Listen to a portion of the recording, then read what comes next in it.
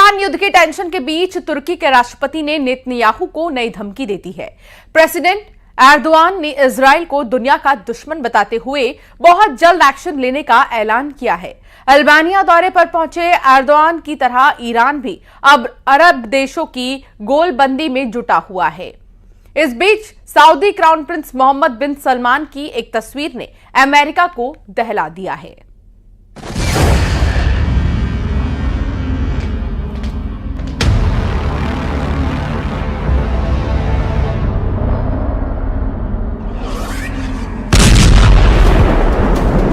Lebanon की तरफ से हिजबुल्लाह द्वारा दागे गए मिसाइल और रॉकेट लगातार इजरायल को परेशान कर रहे हैं। कुछ ऐसे मिसाइल या रॉकेट होते हैं जिनको हम जाने देते हैं, उन पर अपने संसाधन को खर्च नहीं करते। कई सारी कब्रें यहाँ पर देखिए तबाह हो गई हैं।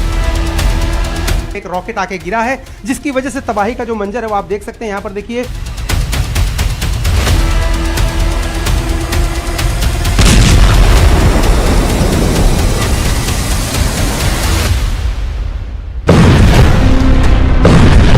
जैसे बम के धमाकों के साथ बेरूत की तस्वीर बदल रही है, जैसे जैसे रॉकेट की बौछार से तेल अवीव की शक्ल बदल रही है, उतनी ही तेजी से खाड़ी में खेमे बदल रहे हैं। इजराइल के खिलाफ मोस्ट पावरफुल ग्रुप बन रहा है। इस ग्रुप में होड़ ये लगी है कि जल्द से जल्द ईरान से दोस्ती की जाए और इजराइल के साथ अमेरिका को हद में लाया जाए। कई तस्वीरें हैं जिन्होंने अमेरिका और इजराइल की टेंशन बढ़ा दी है।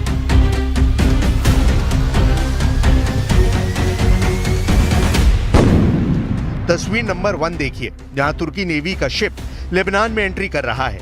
शिप पर तुर्की के किलर कमांडो एक्शन मोड में दिख रहे हैं। दूसरी तस्वीर अल्बानिया से आई है, जहां प्रेसिडेंट एर्दोआन इजराइल विरोधी गुट के विस्तार के लिए पहुंचे हैं। तीसरी तस्वीर तो ऐसी है जिसने इजराइल और अमेरिका दोनों को थर्रा दिया है। सऊदी अरब के रियाद में क्राउन प्रिंस सलमान से ईरान के विदेश मंत्री की मुलाकात ने अरब वर्ल्ड में नए समीकरण पर मोहर लगा दी है।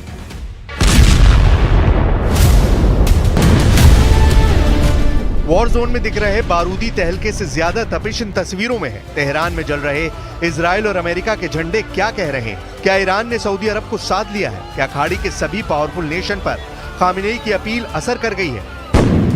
सऊदी क्राउन प्रिंस मोहम्मद बिन सलमान और ईरान के विदेश मंत्री अब्बास अराक्ची की मीटिंग में युद्ध तनाव पर चर्चा हुई है। प्रिंस सलमान ने ईरान के विदेश मंत्री से वॉर टेंशन कम करने का वादा भी किया है। सऊदी प्रिंस से मीटिंग के बाद ईरान के विदेश मंत्री कतर का दौरा करेंगे। खाड़ी में अमेरिका के सबसे करीबी दो मुल्क सऊदी अरब और कतर को माना जाता है। अगर ये दोनों देश ईरान के खेमे में गए तो इजराइल का बचना मुश्किल होगा। वजह यह भी है कि तुर्की जैसा ताकतवर देश अरब वर्ल्ड में फूट डालकर खुद को खलीफा साबित करने में लगा है। İsrail mezalimi görüşmemizin öncelikli gündem maddeleri arasında yer aldı. Netanyahu hükümetinin bölgesel kapsamının ötesinde artık küresel düzeni tehdit eder hale gelen saldırganlıkları hakkındaki görüşlerimizi paylaştık. उधर डिप्लोमेसी फ्रंट पर इजराइल जैसे जैसे ट्रैप में फंसता दिख रहा है, उतना ही वॉर जोन में उसे झटके लग रहे हैं। इजराइल की धरती थर्रा रही है। इजराइल के आसमान में बारूद का बवंडर उठ रहा है। कभी रॉकेट अटैक तो कभी ड्रोन से मिसाइलें फट रही हैं। इजराइल के चप्पे चप्पे पर दुश्मनों के धमाके की छाप दिखाई देने लगी है। लेबनान से लगी इजराइल के सरहदी शहरों में अब किसी को सलामत होने की गारंटी नहीं है। मैं इस वक्त इजराइल लेबनान के बॉर्डर के बेहद करीब एक गांव में हूं, जहां 8 अक्टूबर को दोपहर 1 बजे एक साथ कई दर्जन रॉकेट से हिजबुल्लाह ने हमला किया था और उनके निशान आप अब भी गांव में जो घर है उनकी दीवारों पर देख सकते हैं। छोटे छोटे छेद यहां पर हुए हैं। हालांकि जो रॉकेट है वो गिरा था दूसरी बिल्डिंग पर। ये देखिए सामने की जो बिल्डिंग है उस पर रॉकेट गिरा था और उसकी वजह से दीवारें काली पड़ गई हैं। अगर हिजबुल्लाह के हमले में इजराइल को भारी नुकसान हुआ है। आईडीएफ के टॉप कमांडर को नईम कासिम के लड़ाकों ने ढेर कर दिया है। हिजबुल्लाह ने नेतन्याहू आर्मी के बड़े ऑफिसर को मारकर दहला दिया है। इजराइल फोर्सेस की एलन ब्रिगेड की 5030वीं बटालियन के सार्जेंट मेजर रोनी गनीजाते हिजबुल्लाह के हमले में मारे गए हैं। 36 साल के मेजर गनीजाते लेबनान में हिजबुल्लाह के खिलाफ जमीनी हमले में मारे गए हैं। ग्राउंड बैटल में अब तक हिजबुल्लाह ने इजराइल के 12 सोल्जर्स को ढेर किया है। अपने अफसर की मौत के बाद इजराइल ने हिजबुल्लाह के 2 कमांडर मार डाले हैं, जिसमें एक अहमद मुस्तगा अलहाज अली और दूसरा मोहम्मद अली हमदान बताया गया है। हिजबुल्लाह के दोनों top commander anti tank core के कमांडर थे। दो टॉप कमांडरों की मौत का बदला लेने के लिए हिजबुल्लाह ने इजराइल के कब्रिस्तानों को भी बारूद से पाट दिया।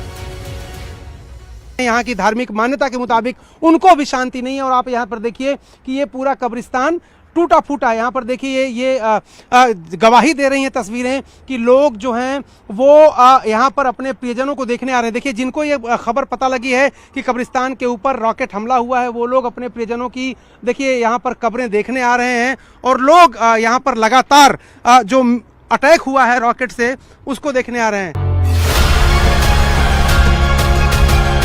हिजबुल्लाह फाइटर इजराइल के किरियात शमोना से आगे बढ़कर अब बेत हिलेल और मयान बारूज तक मार कर रहे हैं। गैलीली में हिजबुल्लाह के रॉकेट के छर्रे से छलनी दीवारें हर जगह देखी जा सकती हैं।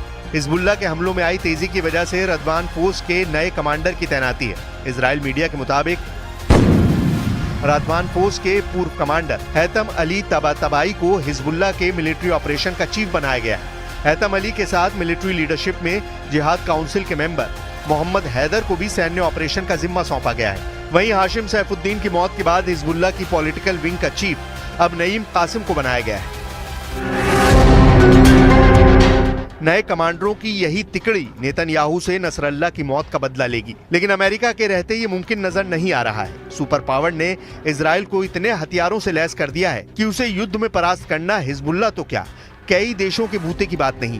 ब्राउन यूनिवर्सिटी के कॉस्ट ऑफ वॉर प्रोजेक्ट की एक नई रिपोर्ट से पता चला है कि अक्टूबर 2023 से अब तक अमेरिका ने इजराइल पर 22.76 बिलियन डॉलर खर्च किए हैं। अमेरिकी हथियारों की आपूर्ति में लगभग 57,000 तोपखाने के गोले, तोपों के लिए 36,000 राउंड गोला बारूद, 20,000 M4A1 राइफलें, 14,000 एंटी टैंक मिसाइलें और 8,700 MK82 500 पाउंड बम शामिल हैं। इजराइल के लड़ाकू जेट हों या फिर डिफेंस सिस्टम, सब के सब सुपर पावर के बजट से चल रहे हैं। इजराइल के आयरन डोम और David Sling air defence system के लिए अमेरिका ने $4 billion, Iron Beam laser air defence system के लिए $1.2 बिलियन की मदद दी है। अमेरिका ने इजराइल को 14,100 MK84 unguided 2,000 bomb, 3,000 joint direct attack munition, dumb to smart bomb transformer kit, 3,000 Hellfire missile, 2,600 250 pound GBU 39 छोटे बम, 1,800 M141 bunker buster bomb, 3,500 night vision device, 200 switchblade drone, 100 से ज्यादा स्काइडियो एक्स ड्रोन और 75 joint light tactical vehicle भी दिए हैं। Israel को emergency delivery के लिए $4.4 बिलियन का बजट अलग से रखा गया है। यानी पूरी दुनिया एक तरफ और इजराइल एक तरफ। अमेरिका इजराइल के साथ युद्ध में है, हर तरफ से है, चाहे हथियार हो, चाहे बाहुबल हो, चाहे एटम बम हो। इजराइल को जिसकी जरूरत होगी सुपर पावर वो देगा, लेकिन युद्ध में कभी भी इजराइल को झुकने नहीं देगा। अमेरिका की यही गारंटी नेतन्याहू को सभी दुश्मनों से भिड़ने की पावर देती है। सुपर पावर का इजराइल के साथ खड़े रहना उसकी जीत और वजूद दोनों के लिए जरूरी भी है, वरना बारूद के ढेर पर बैठे इजराइल को ईरान और तुर्की जैसे दुश्मन देश कभी भी जलाकर राख कर सकते हैं।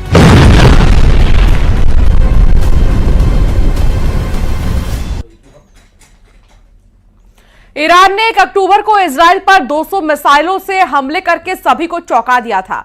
तब से दुनिया भर के वॉर एक्सपर्ट्स ये देखने को बेचैन हैं कि इजराइल ईरान से बदला कैसे लेता है। अब लगभग 9 दिन बाद इजराइल ने ऐसा दावा किया है जो ईरान के ताबूत में आखिरी कील साबित हो सकती है। ईरान पर इजराइल बहुत बड़ा हमला करने जा रहा है और उसकी तैयारी पूरी हो चुकी है।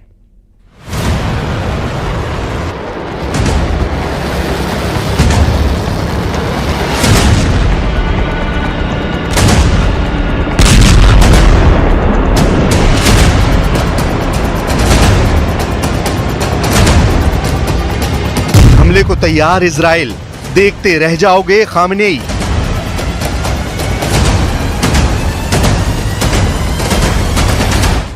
एक अक्टूबर 2024 को भले ही ईरान ने इजराइल पर 200 बैलिस्टिक मिसाइलें दागकर दुनिया को चौंका दिया हो, लेकिन अब ईरान के मिसाइल हमले के 9 दिन बाद खबर आ रही है कि इजराइल अब ईरान का हाल हिजबुल्लाह और हमास से भी बुरा करने जा रहा है।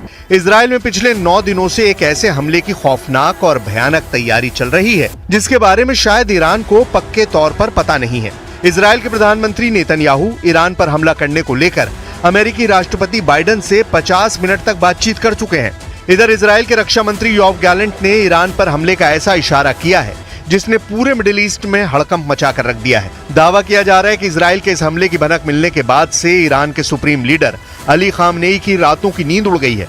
जरा देखिए इजराइल के रक्षा मंत्री योआव गैलेंट ने क्या कहा है।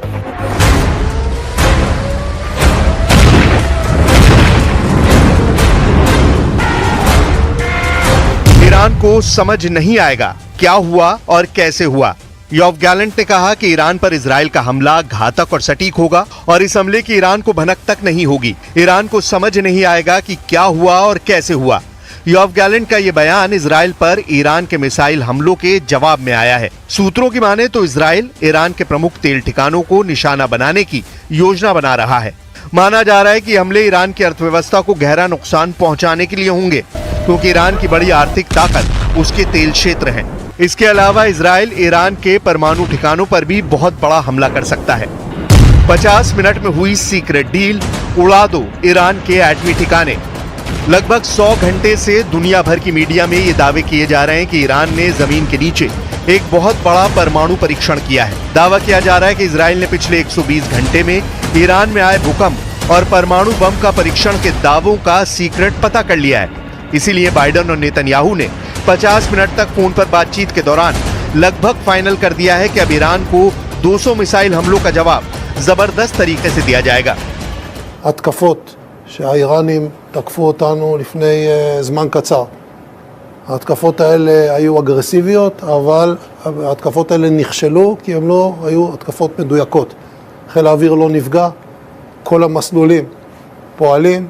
भले ये कयास लगाए जा रहे थे कि अमेरिका इजराइल पर दबाव बना चुका है कि वो ईरान के परमाणु ठिकानों को तबाह नहीं करेगा, लेकिन जब से अमेरिका को खुफिया जानकारी मिली है कि ईरान ने भूकंप की आड़ में एटमी परीक्षण ही किया है, तब से अमेरिका अब इजराइल को उसके एटमी ठिकानों पर हमला करने की हरी झंडी दे चुका है। ऐसा सूत्रों के जरिए दावे किए जा रहे हैं। अब ये भी जान लीजिए कि ईरान ने 5 अक्टूबर को क्या किया था।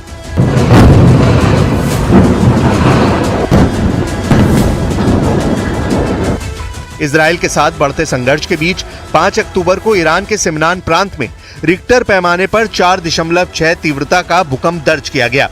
भूकंप का केंद्र कथित तौर पर सतह से लगभग 10 किलोमीटर नीचे और एक ईरानी न्यूक्लियर एनर्जी प्लांट के करीब था। ईरान के सिमनान प्रांत के कावीर रेगिस्तान में ईरान ने परमाणु परीक्षण किया है, ऐसे अब दावे किए जा रहे हैं। भूकंप के समय और परमाणु सुविधा के करीब होने के कारण इस बात की अटकलें लगाई जा रही हैं कि ईरान ने परमाणु बम का परीक्षण किया है। दावों के मुताबिक भूकंप का केंद्र सतह से लगभग 10 किलोमीटर नीचे और एक ईरानी न्यूक्लियर एनर्जी प्लांट के करीब था। भूकंप के दौरान जिस तरह की लहरें जमीन में उठती हैं, ये लहरें वैसी नहीं थी। ये लहरें वैसी थी जैसी न्यूक्लियर विस्फोट के बाद जमीन पर चलती हैं। इसीलिए दुनिया भर के रक्षा एक्सपर्ट्स और वैज्ञानिक ये दावा कर रहे हैं कि ईरान ने परमाणु परीक्षण किया है। ईरान ने इन दावों का खंडन नहीं किया है, जिसमें दावा किया जा रहा है कि ईरान ने एटम बम का टेस्ट किया है। यूनिट 9900 का वॉर प्लान, ईरान पर अदृश्य हमला।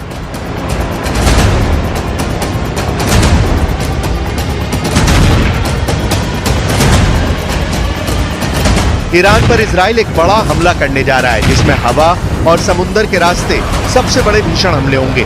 1 अक्टूबर को जब ईरान ने बैलिस्टिक मिसाइलों से इजराइल पर हमला किया था, तो उस वक्त ईरान की हाइपरसोनिक मिसाइल फतेह 1 और फतेह 2 ने इजरायली सैन्य ठिकानों को काफी नुकसान पहुंचाया था। उस वक्त इजराइल का एयर डिफेंस सिस्टम आयरन डोम, एरो 2, एरो 3 और डेविड स्लिंग सभी ईरानी मिसाइलों को रोक नहीं पाए थे। लेकिन इजराइल के रक्षा मंत्री का साफ कहना है कि ईरान का मिसाइल हमला नाकाम रहा है और अब हम उन पर हमला करने जा रहे हैं। जरा देखिए इजराइल डिफेंस फोर्स की जासूसी यूनिट 9900 को लेकर रक्षा मंत्री योआव गैलेंट क्या कह रहे हैं।